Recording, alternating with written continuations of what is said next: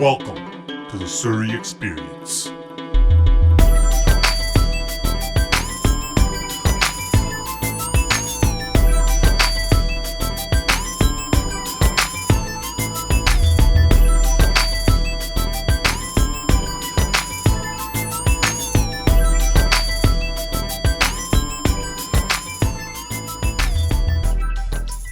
And we're back. Holy shit. It's been a while since I've done a podcast, man. Hopefully I still remember how to do it. All right, let's see. Fuck all you feminists. The kids still got it. What's going on? How you guys been, man? You miss me? Not even a little? Well, I missed you guys, you fucking assholes. Yeah, I don't know. I just had a chaotic last couple months. We were dealing with a bit of a family emergency, I guess you can call it. And the last month, I've been trying to figure out how to do this whole movie, like making video shit, sorry. And it's been a lot harder than it looks. I had to learn a bunch of shit on like cameras. I didn't realize how fucking expensive they are. And then I had to learn this new software, and I must have watched like 40 hours of like YouTube tutorials, but I finally released my new series called The Undeniables on my YouTube channel. It's a series where we're going to showcase all the amazing people in our community. And on the first episode, I did my good friend DJ Intense. That sounded wrong. I highlighted my good friend DJ Intense. So if you haven't seen it, definitely check it out if you want. If you'd rather watch like porn or something, you know, to each his own. But I basically got the idea for the Undeniables because the media has been like making us all look bad and like extremists and criminals and shit like that. So I thought it'd be a good idea to highlight all the positive members of the community and kind of like throw it in their face, you know. And I got some big guests lined up, so I'm really excited about that. And I'm gonna highlight people no one's even ever heard of, historical figures. So yeah, it's time to change the culture down here. If we really want to make it big, because everyone's always like trying to undercut each other, you know, we're making it way harder on ourselves than we have to. If we all just worked together and we all helped each other out and we all promoted each other, we would be unstoppable. And I don't know, man, the culture down here, it's all like me, you know, it's fucking stupid. There's enough pie for everyone. So yeah, I don't know. I know I've been talking about this shit for years, but I finally manned up and did something about it. So we'll see what happens. I've been making a lot of changes, actually. I even changed my logo. I really like my old logo with the anonymous mask smoking a joint, but my brother said it was too jacked out. And he said that like it was a bad thing or something. So yeah, I got a new clean-cut, politically correct logo now. And yeah, that's my plan. It's like I'm going to do the Undeniables where we're going to be 100% positive, no swearing. We're going to keep it totally PG. Then I'm going to do the podcast, which is going to be still like totally unfiltered, where I just talk about whatever I want. And yeah, so for all the people that enjoy the podcast, fear not, I will continue to make fun of feminists for years to come. All right? I'm just fucking around. But yeah, for those of you who saw the Undeniables, please let me know what you think of it. I would love to hear your honest feedback. If you think I'm getting too soft, please let me know. But I'm definitely trying to tone down the savageness because our people can't handle it. You know what's fucked up? I still can't believe people get offended by my podcast. It's like, this is me at like 30%. If you're offended by the shit I say on here, you should hear some of the shit that comes out of my mouth when there isn't a microphone on. These politically correct assholes would like faint if they listen to those conversations. I don't know, whatever. I'm trying, all right? What do you want from me? But yeah, I want to thank my boy DJ Intense for coming on the Undeniables and helping me launch this fucking thing. He put the music behind the intro and all that shit too. So yeah, I'm just really grateful to have that guy on my team. Not just him, but all my friends. Life is fucking crazy, man. You never know what's going to happen. So I'm just grateful, man. I've had the same group of friends since I was like 12 years old. And when you're friends with people for that long, the love is like unconditional, you know. And now that we're older, a lot of my friends are like getting married or having kids and all that shit. So it's really hard to see everyone all the time. But these last couple months, because something went down, we've just been hanging out a lot more. And it's been nice, man. Life is short and it's scary. But when you know you have like 18 brothers, it definitely makes it a bit easier. So yeah, I've just been trying to be more grateful for all the amazing people in my life. Not just my friends, but my family too. You don't realize it till you're older, but I've been seeing a lot of life through like my father's eyes now, you know. And I was thinking about this the other day. This is such a fucked up story, but when I was like 8 or 9 years old, I was scared to sleep by myself, right? So every night I would go to my parents' room and I would like ask my mom to sleep in my room, right? And I did this for a while too. And then one day my dad just snapped. He like yelled at me and he told me to stop being like a little bitch, right? And my whole life I always thought he was a dick for doing that. But now that I'm older, it's finally dawned on me that I was cock blocking my dad. I cockblocked my dad for like 2 years strong. And this guy still, to this day, calls me and checks in on me and makes sure I'm good. You know? I mean, that's like unconditional love right there. You're never going to get that anywhere else. Like, you can't buy that shit. So, yeah, I don't know. I apologize for getting all sentimental on this episode. I don't know what the fuck's wrong with me. Maybe I should hit my vape pen and mellow out a bit. Where the fuck did I put it? Hold on, let me find it. Hopefully this thing's fucking charged.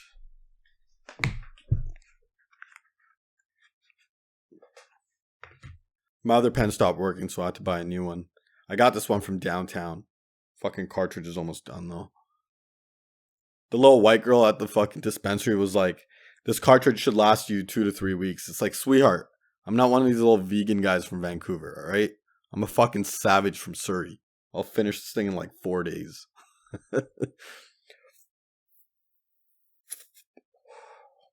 What else? I guess I should talk about all the negative news coverage we've been getting in the media. I don't even want to get into it, but the thing that really pisses me off is now that they're like trying to portray us as like extremists and terrorists and all this shit, the hate crimes against our people are going to go through the roof. Like, you guys hear about that thing that happened in Ottawa where those two racist bastards jumped some like opera kid and took off his turban? Hold on, let me fucking pull this up here 1 second. All right. Ottawa turban. Let's see if that works. Alright. Sikh mugging victim believes he was targeted because of his faith. OttawaCitizen.com. The young international student who was assaulted and robbed in what police are calling a potential hate crime. Potential hate crime. Believes his attackers target him because of his faith. Okay. The 18-year-old Algonquin college student who spoke to this newspaper on the condition his name would not be published said he was scared and in total shock when he was attacked at 11:25 p.m. Friday at a bus stop after finishing his night shift at Carling Avenue Business. Two white men in their 20s hurled racial slurs at the young man, who was a Sikh.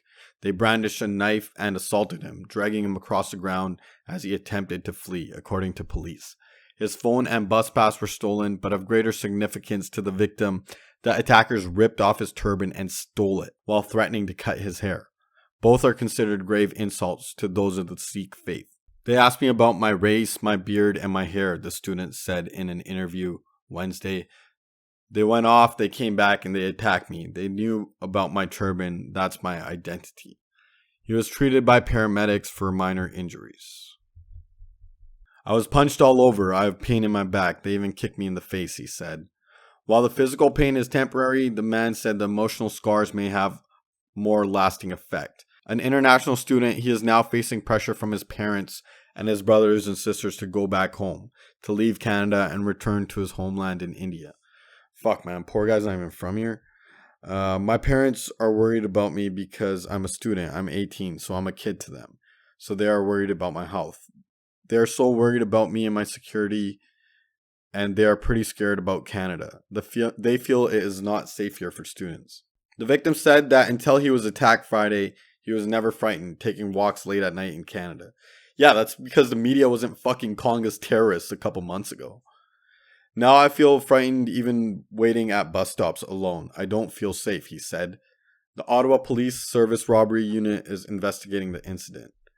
Staff Sergeant Michael Harbosh said the swarming would appear to have racial overtones and said the investigation would attempt to determine whether the incident was a hate crime or not. Of course it was a hate crime, you dumb fuck. What else could it be? Inderjeet Singh Sambi, president of Ottawa Sikh Society, said he's never encountered such a disturbing crime in 40 years in Ottawa. His parents are telling him to forget about his studies and come back home, said Sambi, who has been counseling the victim and accompanying him to meetings. We're telling him if you go back home, it's like the criminals have won. He said the victim is very shaken and deeply distressed by the attack. Okay. The victim said he has been in Ottawa on a student visa since December. He has not decided whether he will remain here or return home. Tell him to fucking move to Surrey, dude. I promise you, no one would have the balls to fuck with him down here. You know? We should fucking fly him out and set him up at like Kwantlen College or some shit. All right, I feel good about my community and the Sikh community here. My community has come forward and supported me, so it's a bad experience for a guy who is studying here and for the capital of the country. Such a shame that this thing has happened. Sabi said the apparent threat to cut the victim's hair and removing and stealing his turban are both considered grave insults to Sikhs. Okay, Mukbir Singh, president of the World Sikh Organization of Canada, urged Ottawa police Tuesday to investigate the incident as a hate crime. They ain't gonna do shit, man. The WSO said it has been raising the alarm about increasing intolerance against Sikh Canadians over the past week. Sambi said he fears the publicity and the propaganda created during Prime Minister Justin Trudeau's trip to India may have been the trigger for such crimes against our community. Absolutely, dude. This is all the media's fault. Sambi said he has told members of the Ottawa Sikh community to stay calm and let the police do their job. The police ain't gonna do shit, let's be real. Following the media reports of the attack, the Ottawa Sikh Society has fielded several offers from people hoping to help the victim replace the items that were stolen. And as one reader said in an email, to hopefully restore his faith in Ottawans. If you guys want to restore the faith, how about calling these fucking journalists out on their bullshit articles, you know? We believe that justice will be served, said Sambi. The Sambi guy's a fucking glass half full type of guy. We also have faith in Ottawa community at large. We are sure they feel our pain and will help the police find the culprits. See this, like 1 minute everything's cool, then the media labels us terrorists and extremists, then a week later a hate crime happens. This shit isn't a coincidence, man. All these fucking journalists should get charged with hate crimes too, because this falls on their shoulders. I don't know how those people can sleep at night. Like that Candace the cunt, whatever the fuck her name is. They're all just attention whores, man. They figured out stories like this get a lot of hits. And though the hate crimes are going to go up and like innocent people are going to get hurt, they're going to keep making up these bullshit stories because they don't give a fuck. As long as their followers keep growing, that's all they're concerned about. We need to find all these journalists and destroy their credibility. Or more of our brothers are going to get their turbans ripped off and like lynched. I swear to God, man, if these fucking journalists want to start an information war, then two can play that game. The next journalist that makes up some bullshit story about us, we got to find out who they are and destroy them. Like, get them fired from their jobs, whatever it takes. We have the power to end their pathetic careers if we all just band together. I don't think these people like realize who they're fucking with here, you know? So, yeah, I don't know. And they're even attacking Chunni. They're saying like Chunni's an extremist. If he's an extremist, then what the fuck am I? That guy's like a fucking nun compared to me, you know? I don't know. Okay, maybe I should change the topic here. This episode's been all doom and gloom. I apologize. Maybe I should get to the questions for the week. If you're new to my podcast, people email questions like for advice and I help them out to the best of my abilities. I never say anyone's name on here and I delete the emails right after. So it's 100% anonymous. All right. And the email's thesurreyexperience@gmail.com. All right, let's get to it. The emails have really piled up because I haven't fucking recorded one of these things in forever. I'll try to bang out as many as I can. All right. First question. Hey, Mr. Surrey Experience. I love your podcasts and fuck the feminazis. I'm an 18-year-old chick and I'm talking to this guy. He's pretty chill and pretty respectful. We're officially like a thing, but he doesn't want a serious relationship at this point in time, which is completely fine with me. It's just every time I talk to him, I get really horny around him and my... Jesus Christ, dude. Can you guys not be so fucking graphic with these questions? My girl cousin's like, listen to this shit. Okay, let me tidy this up a bit. So, basically she's saying when she's around this guy, her hormones start to take over and she gets moist in between her thighs. Okay, but I don't know if I should wait since it'd be my first time or just get all the horniness out. I just don't want the regret if there would be one. And I don't want my brother finding out if I do fuck this guy. But he's like an older dude and like my brother's younger than him and shit. Our community is just so tight with that stuff. Thanks. How the fuck am I supposed to answer that question? Okay, listen, sweetheart. What you're feeling, it's completely natural, all right? You're 18 years old. Your hormones are running wild. There's nothing wrong with that, okay? Um, for a woman losing her virginity, that's like a lot more sacred than it is for a guy. So I don't know if I'm the best person to be asking. Um, so here's my advice. Like, here's what I would do. I would find like a 30-year-old woman who has her shit like together, and ask her what you should do. She'll probably give you way better advice than I will. But if you do end up sleeping with this guy, then just make sure you use protection because you're too young to be getting knocked up. All right? Kind of skirted through that one. Hopefully the next one's a little easier. Okay. Let's get to the next question. Need some advice. Hey, bro, love the podcast, but I got to ask you some shit that has to be on the down low. So basically, I know it's going to sound fucked up, but I got talked into banging my buddy's girl, and my buddy recorded the stuff, and like now it's been a year since it happened, and me and this buddy had a falling out. So basically, he recorded it on his shitty old laptop, and the camera seemed low quality, and the lights were pretty dim and stuff. But I'm like tripping out, and I don't want this being posted out there, even if the odd chance my face is in it. So my question is, how can I get this dude to delete it? My options are A, hire some dude to break into his house and jack his laptop. B, if something were to happen, aka he and this girl broke up and he tried posting it, I would take legal action. Or C, pretend to be friends with him, chill with him, drink, etc., and manipulate him till he fully trusts me, bring it up one day and ask him to show me the video, then make him delete it and dip out of his life. I don't know what to do, bro. I thought I asked you, but me and this buddy haven't contacted each other. But this guy called my girl and got some chick to pretend I slept with her just to get my girl against me. So like, what should I do, bro? Any suggestions? What's the worst case scenario? Thanks, bro. I appreciate it. I hope you can help me. What the fuck, dude? These kids nowadays, I swear to God. All right, here's what you want to do, okay? You want to befriend him, all right? But don't be like slimy and Weasley about it, and just be like, hey, bro, let's meet up. Been a while. Let's have some drinks or something. And then when he gets a few in him, you got to feel him out. Is he acting like down with you? Is he acting like a prick?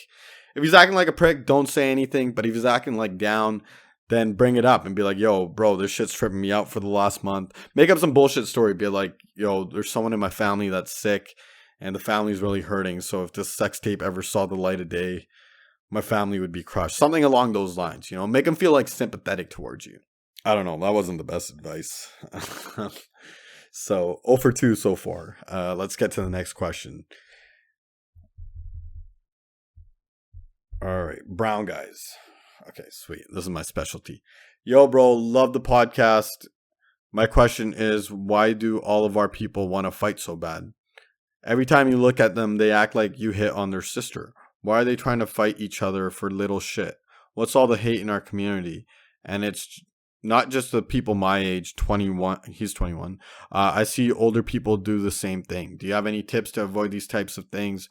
Or do you think that it'll always be in our culture? Thanks.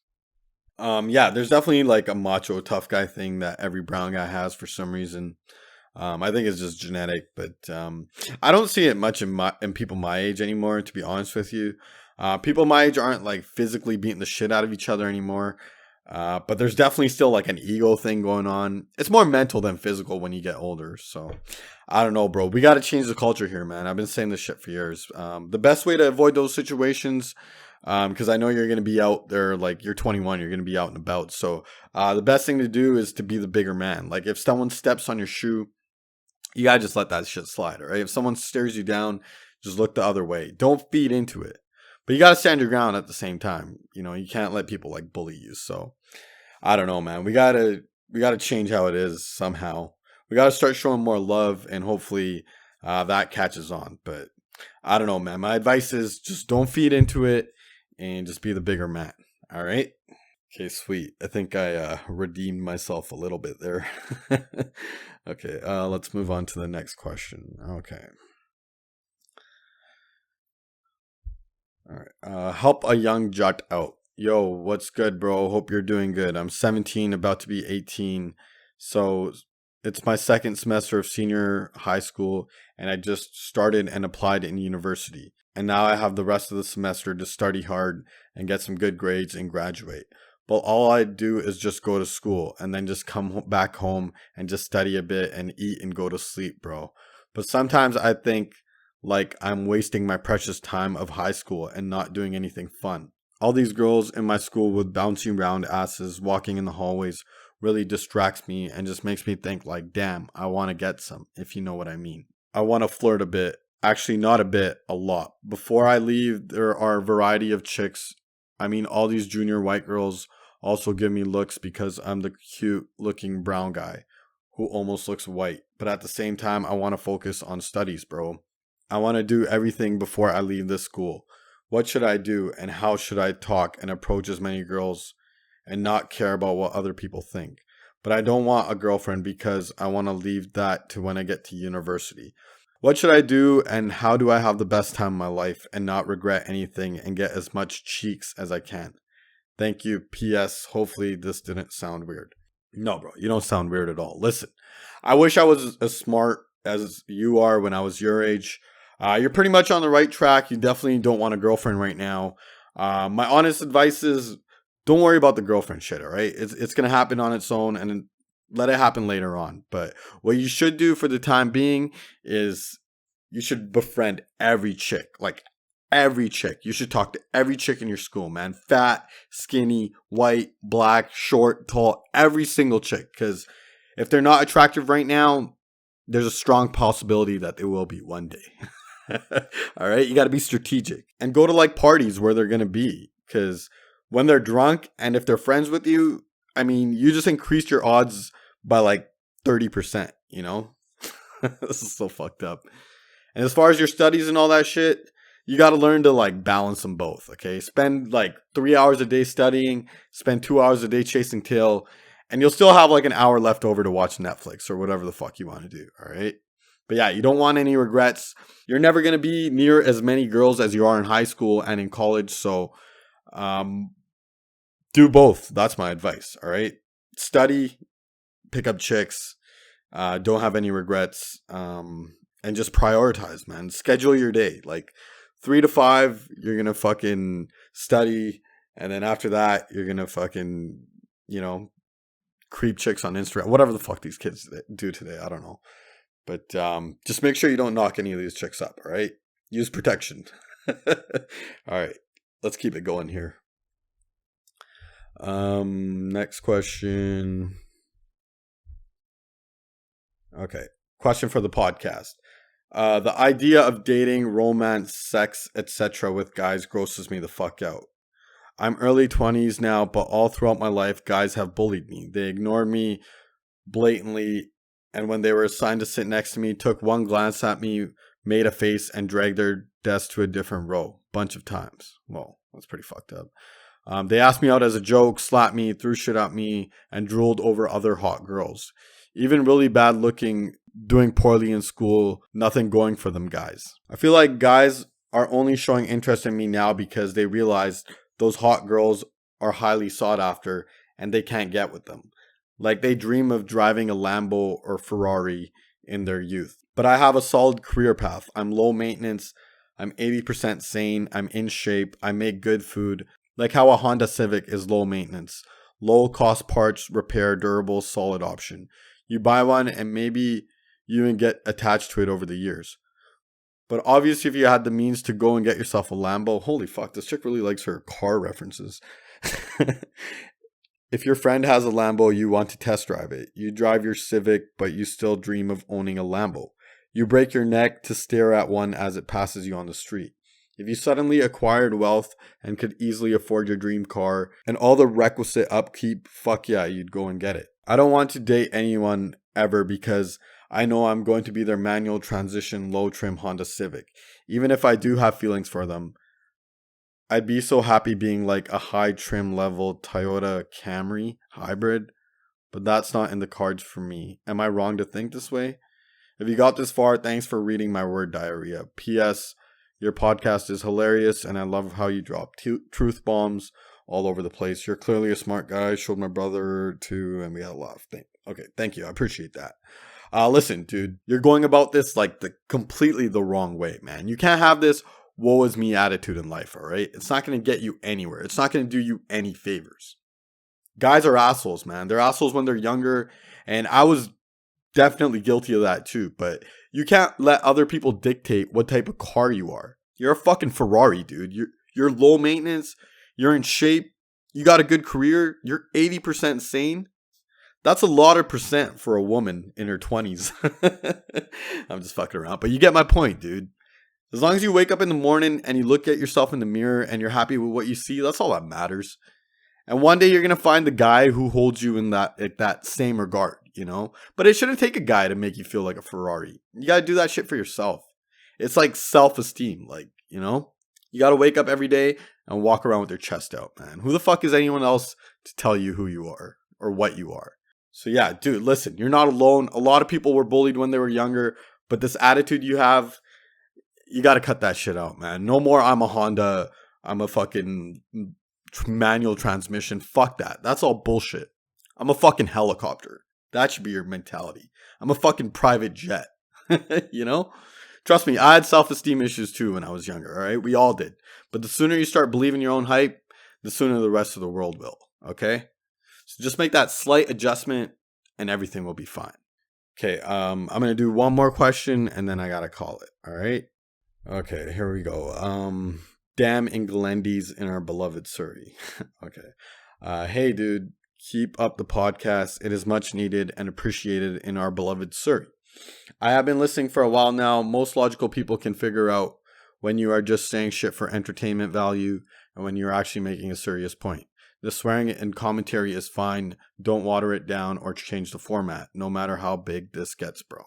Thank you. I appreciate that. Unfortunately, not everyone is as rational as you, but anyways, my main reason for writing you is because Global BC plans to keep cashing in on the Surrey South Asian gang story. Go figure. They've stated they plan to have multiple stories coming out over the next few months.